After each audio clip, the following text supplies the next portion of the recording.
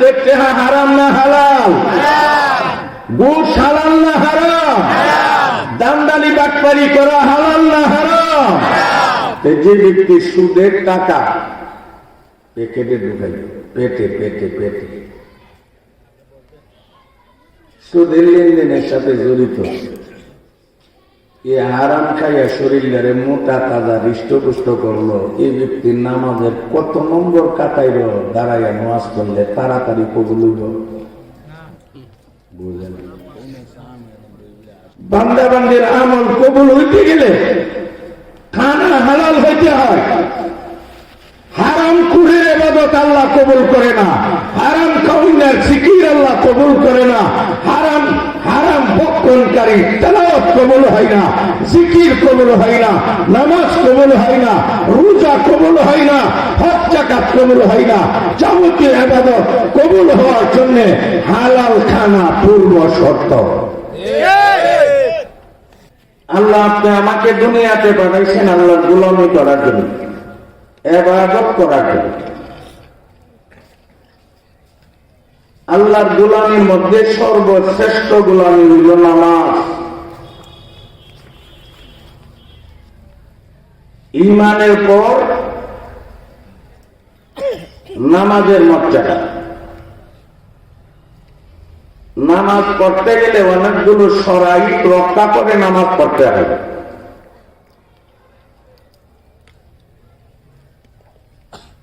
অনেক শর্ত রক্ষা করে নামাজ পড়তে হয়। নামাজি ব্যক্তি নামাজ পড়তে গেলে যে জায়গাকে দাঁড়াইয়া নামাজ পড়বে অবশ্যই জায়গাটা পবিত্র হইতে হবে। দুইটা পা, দুইটা হাঁটু, দুই হাতের তালু, নাক এবং কপাল,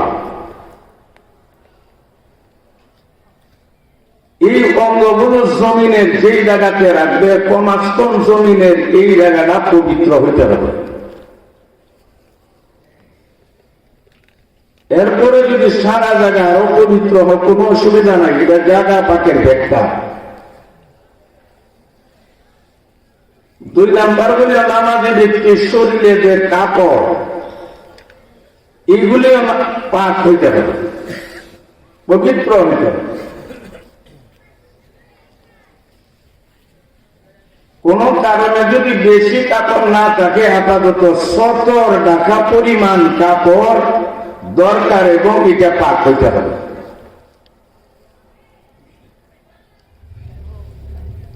এরপরে নামাজের সময় হইতে হবে। আপনি যে নামাজটা পড়বেন এই নামাজের টাইম হইতে হবে। 4 নাম্বার হইল কিবলামুখী হইতে হবে। মনে যেই দিকে চায় এই দিকে ইবাদত করা যাবে না, সুনির্দিষ্ট কিবলামুখী হইতে হবে।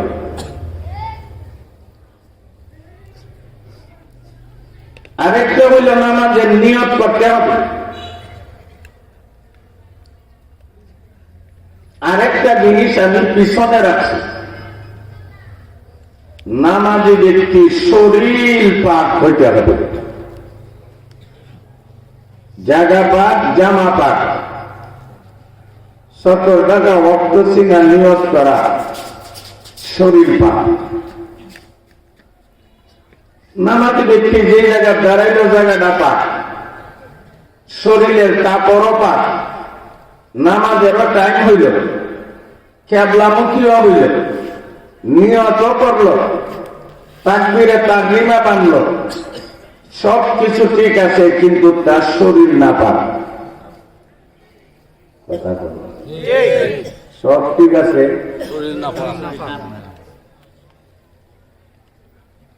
সব ঠিক আছে, কিন্তু শরীর না পাক। বলেন নামাজ হবে?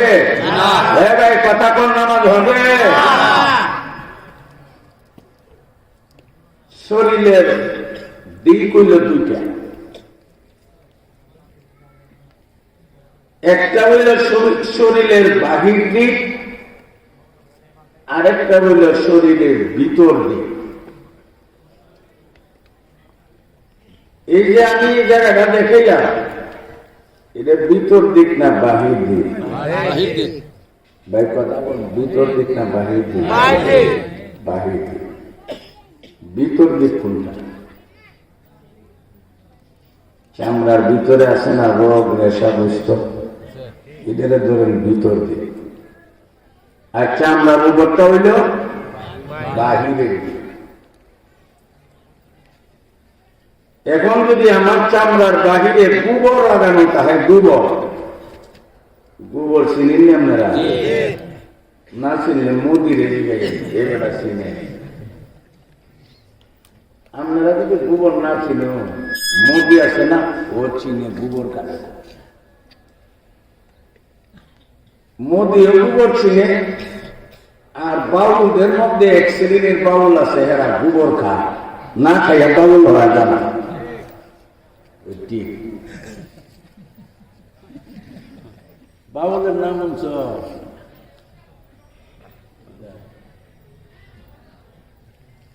বাউল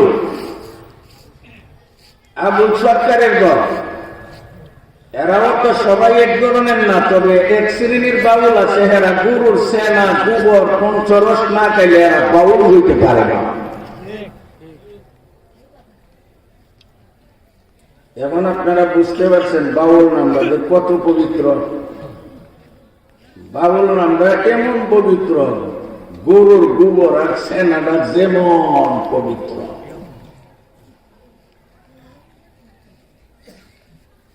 এখন আমার চামড়ার উপরে যদি গোবর লাগাই থাকে, পেশাব লাগানো থাকে, ময়লা লাগানো থাকে,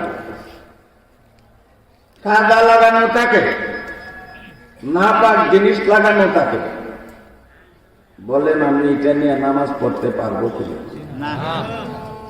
আরে কত আপনারা দিবেন, নামাজ পড়া যাবে কেন? আমার কাপড় তো পাক। আরে ভাই আমার কাপড় মাত্র, আমার কাপড় পাক, জায়গাও পাক, টাইম হয়েছে, নিয়ত সহিত ঠিক আছে, সব ঠিক আছে, দেখার পরেও আমার শরীরের বাহিরে যদি না পাক দেখে নামাজ হবে? শরীয়তে বলবে হবে। বাহিরের না পাকটারে আমি পাক করবো, দূর করবো কি দিয়া বলেন? কি দিয়া ভাই?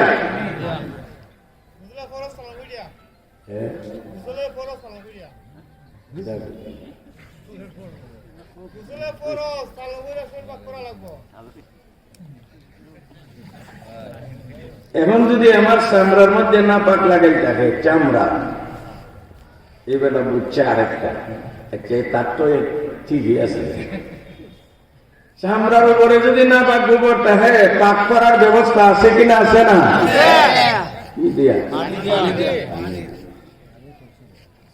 এটা হইলে শরীরের বাহির অংশ যদি ময়লা আবর্জনা থাকে, তখন পাক করার ব্যবস্থা হইল পানি দ্বারা। শরীরের ভিতর যে রোগ রেশা বুঝত, এইগুলিও না পাক হয়। বাহির অংশ না পাক হয় গোবর দ্বারা, পেশাব দ্বারা, সেনা দ্বারা, পায়খানা দ্বারা, মদ দ্বারা, বমি দ্বারা। আর শরীরের ভিতর অংশ না পাক হয় হারাম খাদ্য দ্বারা, হারাম খাদ্য দ্বারা।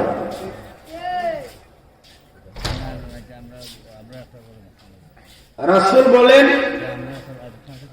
মান নাবাতা লাহমুহু মিনাস সুহতি ফান্নারু আওলা বিহি।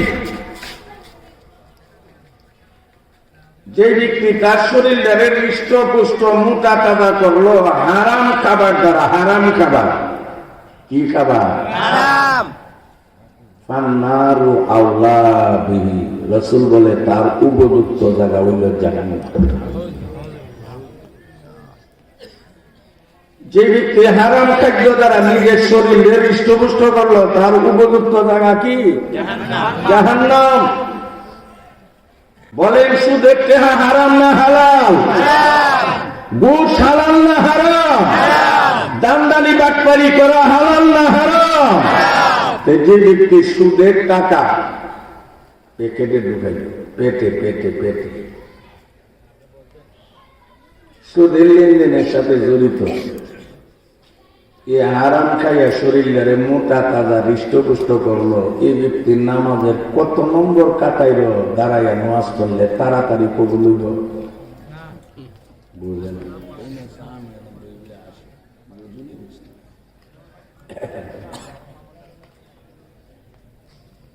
এই জন্য আল্লাহ কোরআনের মধ্যে বলেন, ইয়া আইয়ুহার রাসূলু কুলু মিনাত তাইয়্যিবাতি ওয়া'মালু সালিহাত। যদি আল্লাহ কথাটা নবী রাসূলকে বলছে, আল্লাহর উদ্দেশ্য শুধু নবী রাসূল নয়, জগতের সব মুমিন মুসলমানেরা উদ্দেশ্য। হালাল খাও, নেক আমল করো। আল্লাহ নবী রাসূলকে সম্বোধন করে তাদের মাধ্যমে কিয়ামত পর্যন্ত আনেওয়ালা সব মানুষকে কি বলছেন? হালাল খাও। বলেন হালাল খাও আর নেক আমল করো। বলেন কোনটা আগে কোনটা পরে?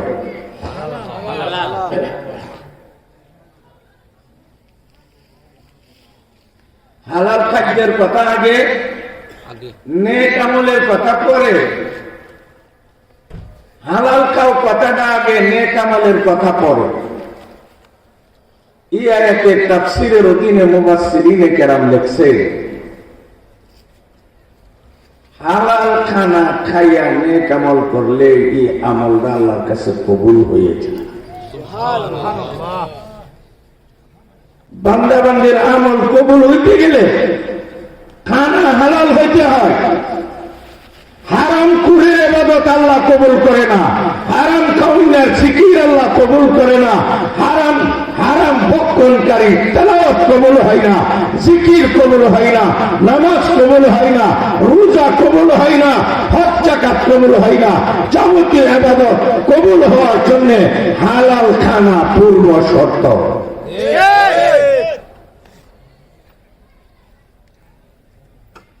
হালাল খানা খাইলে ইবাদত কবুল হয়, আর ইবাদতের মধ্যে মনটা লাগে। হারাম করেরা আনুষ্ঠানিক ভাবে মানুষের দেখা দেখি ইবাদত করতে পারবে, কিন্তু ইবাদত কবুল হবে না। ইবাদত কবুল হয় হালাল খানা খাইলে, কারণ মানুষের শরীর একটা মেশিন। এটা একটা মেশিন। এই মেশিনের মধ্যে কোন জিনিসটা দিলে মেশিন ঠিক থাকবে কে ভালো জানেন? কথা কোনা। আমি প্রায় সময় কঠিন বিষয়টা বুঝাইতে যাই, একটা গ্রাম্য মানুষে বুঝবে এই মাপে একটা উদাহরণ দেয়া থাকে।